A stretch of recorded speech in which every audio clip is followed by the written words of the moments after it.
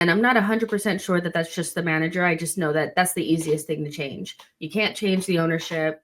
You can't change. You're not going to be able to get rid of all the players, which I would never really want to do anyway.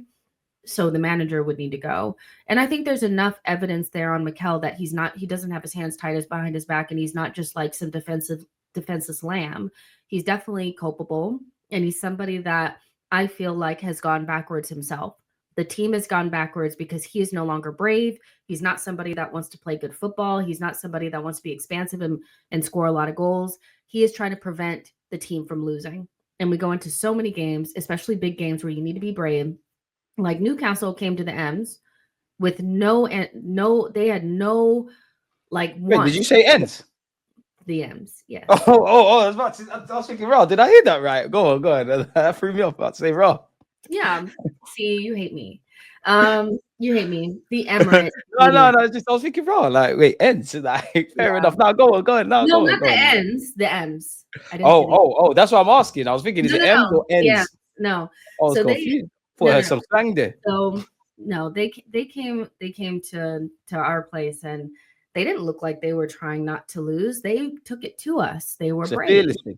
Yeah, fearlessness. And we are not fearless. Everybody is operating from a place of fear. And the only time that we look fearless is when we're playing against Dead City, because I'm going to be the bearer of bad news. We won 2 games against 2 teams that were in a really bad period, Spurs and Man City.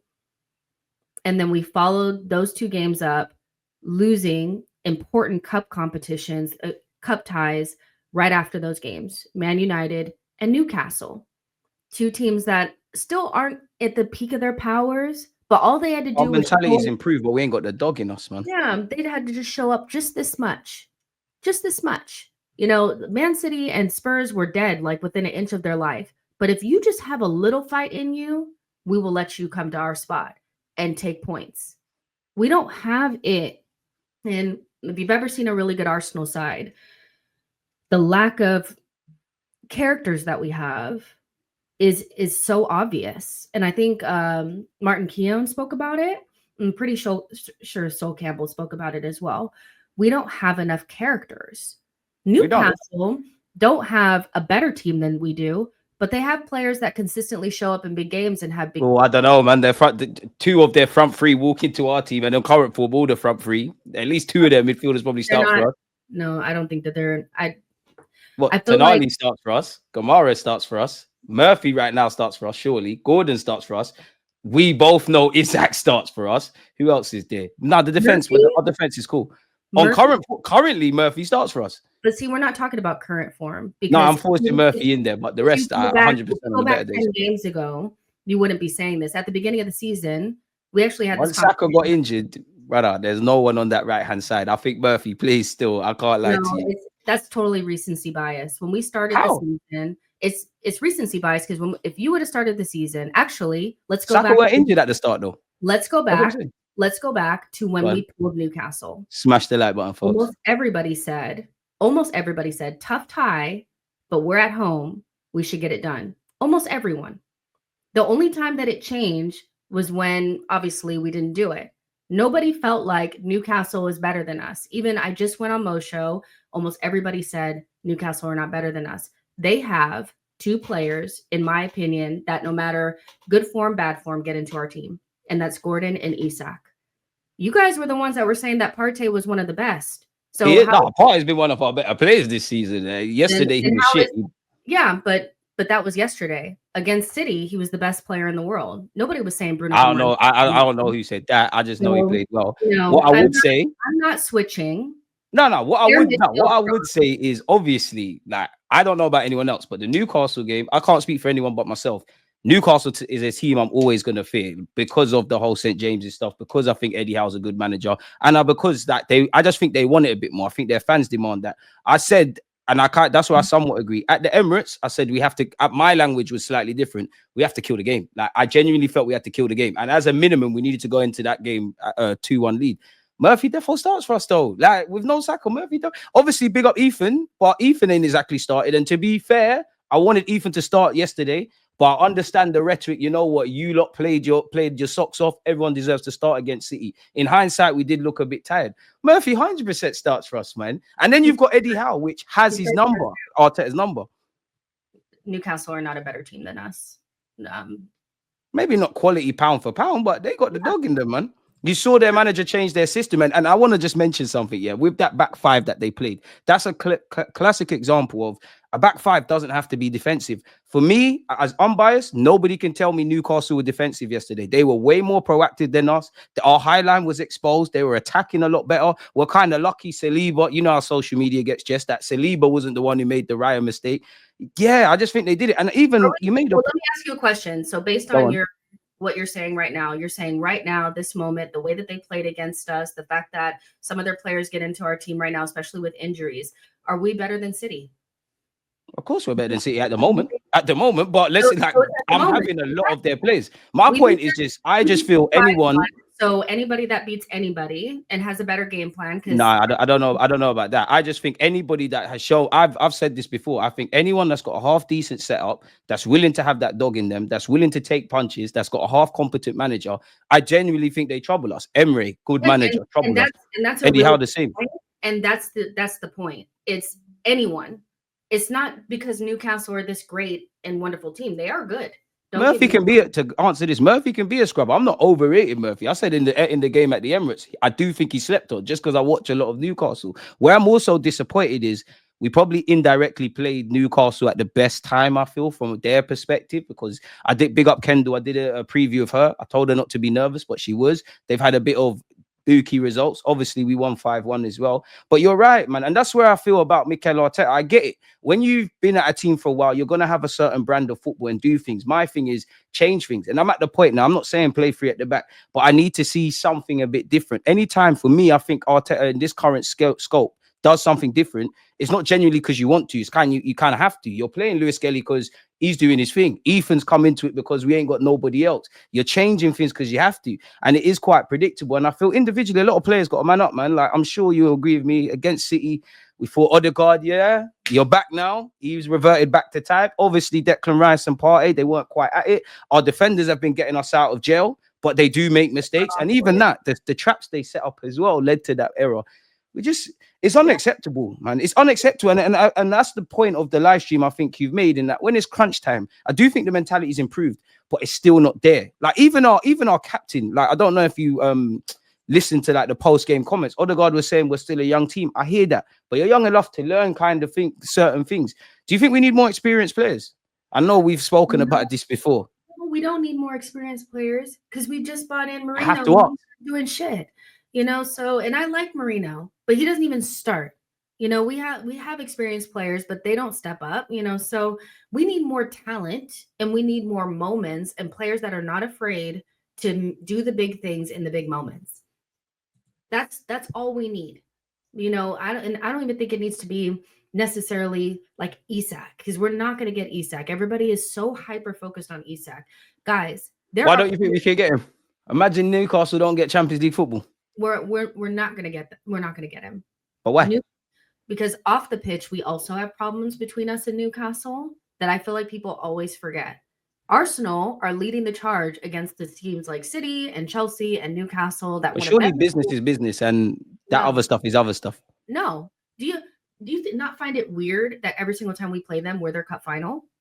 Every time, ever since they've been taken over, like, they will never sell to us. If they do sell, they'll sell to someone else. They will not sell to us, and they will not give us favorable terms, which unfortunately, because we have too many lawyers and not enough football people, that first 80 million pound bid that we put into for Isak is going to be so embarrassing, because I think it's because of the whole time wait. I think that all kind of kicked off a few years ago when we accused them of time wasting. But surely business is business. Because I don't know if Chelsea necessarily like Arsenal. They're still making things happen. Obviously, we're buying trash. If I'm just purely being devil's advocate here, player to us, but we're definitely going to, struggle this summer to bring in the players that we need. And I don't. Is that an excuse though? Not saying you're making that excuse. Is that an excuse? Because we've not maximized the last two windows, and I'm not even going to ask you. Clearly, every Arsenal fan could see you needed to bring in something in January, and we're paying for those sins. Yeah, They don't have any excuses because they always talk about they're working 2 years ahead. They always have their targets. Their biggest problem is that they get hung up on 1 or 2, and then if they don't get them, they don't get anything. And we can't afford that. We've gone backwards to the point where we're just not at the point where we can just get 1 player. We need like 5 players because you guys have neglected the squad so much, and you're not going to get that. What are you talking to the starting 11? No, just in the squad in general. I think we need a lot more than 5 slightly. You need a backup goalkeeper. You need another defender. 2. You need 2 midfielders. Oh, Jess, did you mention we need another defender? Yeah, we do need another defender. But would I skip it? Absolutely, to make sure that we get those 2. You got onto me for saying we need another defender. But I feel like we both agree that we need a defender. But my feeling is like I would sacrifice that to make sure that we get the attacker, because if we get a defender, that means 1 less person up front. We're not getting 5 players. Is that acceptable? No, we shouldn't be in a position where we can't get the players that we need, but that's always the position that we're in. There's always something else. They held talks with the goalkeeper again, and I get it, because there's Arsenal fans that are like, I can't believe you guys didn't want him because he's the best goalkeeper in La Liga. I know that. I've done several videos on Juan Garcia. I know how good he is. Are we even that? That's Yeah, like problem. Like maybe I'm naive. Maybe I'm naive with the Garcia stuff. Yeah, but it looks like a lad that's finally making inroads into Espanyol. Right? He's at 20, 21, something like that. He's playing games. They talk about, you could be a Spanish international. You're an Olympic champion. Even if we spend 20, 30 million on him, and you never know, with Arteta's track record, he could eventually eclipse Raya. Am I naive for thinking that? Not that it's a short-term fix, but how long is he going to want to be backup goalie, really? I don't know. And I just foresee us going right back into, we need 2 goalkeepers that are fighting. I think they are obsessed with the idea of having 2 number 1s and doing that. And this is my thing with Arsenal, is they want to have dueling number 1s, goalkeepers. They want to be innovative with set pieces. They want to be obsessed with the left back inverting and stuff like that. But there's never an emphasis or a prioritization on just getting good players up the pitch. You know what I mean? Like they prioritize things that you would prioritize after you've already finished the main part of your rebuild. It's like we eat our dessert first and then dinner. Exactly. So now set pieces are kind of like our only way of scoring, where it should be like an additional thing, like you said, like dessert. It should be additional. We don't have dinner and we don't even have appetizer, but we eating fucking dessert. We're eating ice cream and shit. I don't want to hear about doing and that spoils your belly, like our season.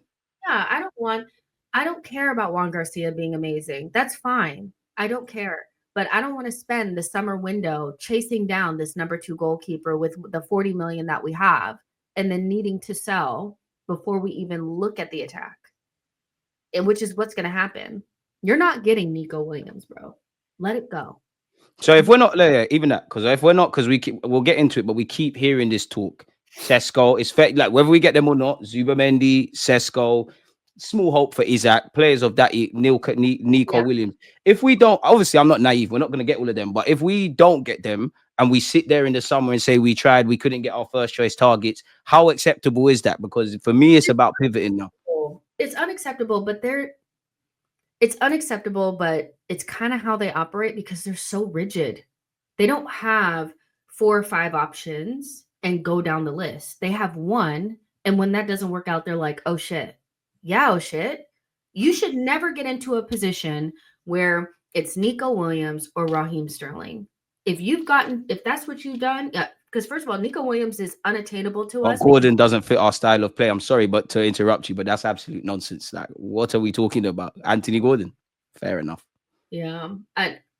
It's just strange. All of it is just strange. Like, they have these unattainable targets. Like, you guys know you're not going to pay Nico Williams 300,000 pounds a week. We already know that. You've known that for 2 windows now. So why are we still chasing him? Just go get someone else. Go get us somebody. We need so much in that attack. It's ridiculous. But like you already said, we still need a defender. We still need this. It's just like Zubamendi is going to take up 60 million. Right, assuming he's going to sign, what do you make of this comment? Liverpool play football like it used to be played. Arne Slot has a system, but utilizes player strengths. He gives them the freedom to use their individual quality. Arteta is all about the system. I think that's a good comment by Jordan. How far does the system go? This system thing that Arteta is deploying. Well, I think the better coaches in the league and the ones that are getting the most out of their teams are playing. They've ditched the whole trying to copy Pep. Everybody has kind of ditched it. And these new coaches like Areola and Arne Slot, these guys are just playing football. Nuno, you watch their teams play. Obviously, they have a structure. Obviously, they have a system, but their attackers are allowed to express themselves. And they're just a little bit more simplified. You don't see all the inverting and it's all about the left back coming into midfield. To be fair, Hall was doing that, but for me, it's just about changing the shit. Like when it needs to change in the game, just change it and crank up the pressure. It's like lukewarm water, like for me, anyway. If you can only play from your patterns. We can only play from our patterns of play. Everything is orchestrated. Like this comment suggests. Yeah, we're way too rigid. And so when you go up against, and for some reason he hasn't found a way to break down a mid block, and you should have at least a pattern for that shit, but you don't. And so, yeah, I think football is moving away from Pep style, and everything goes in cycles, and we will get left behind if we're so desperate to replicate a style that we never had enough talent to perfect anyway.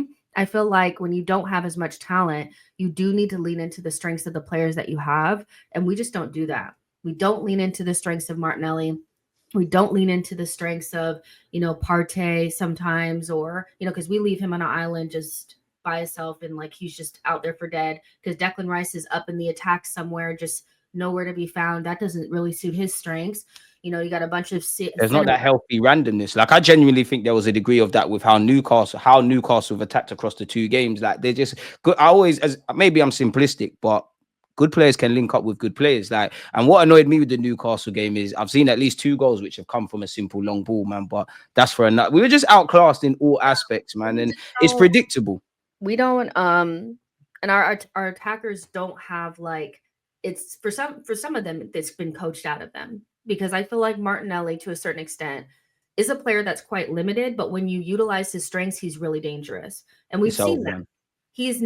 Martinelli has never been this all-inclusive, can do everything attacker. He's never been that, but he's always been like very direct, open to doing the shots, a good goal scorer. We don't play to his strengths. We don't get him through the middle. We don't do shit. We don't play it over the top for him to run.